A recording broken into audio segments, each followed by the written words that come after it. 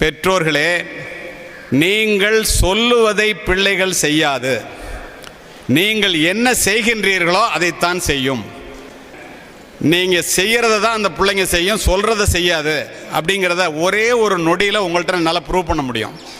எல்லா பெற்றோர்களும் பின்னாடி உட்காந்துருக்கீங்கல்ல, எல்லாரும் வலது கையை தூக்குங்க. பெற்றோர்கள் மட்டும் எல்லாரும் வலது கையை தூக்குங்க. Please rise up your right hand. பெற்றோர்கள் மட்டும் please rise up your index finger. ஆள்காட்டி விரலை மட்டும் தூக்குங்க.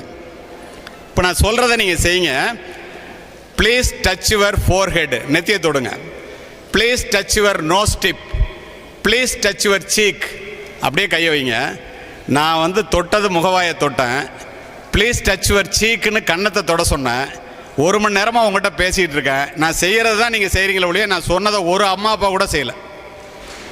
இங்கே பாருங்க.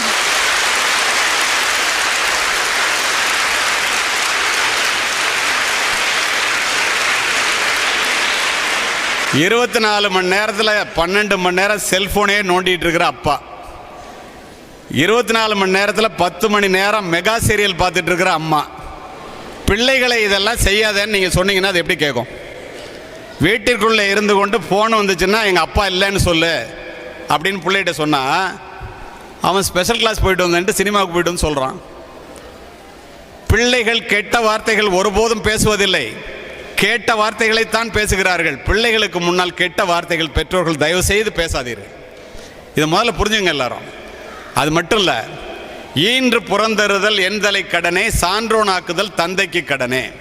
பெற்று கொடுப்பது அம்மாவுடைய வேலையாம், அவன் பெரியவனாக்குறது அப்பாவோட வேலையாம்.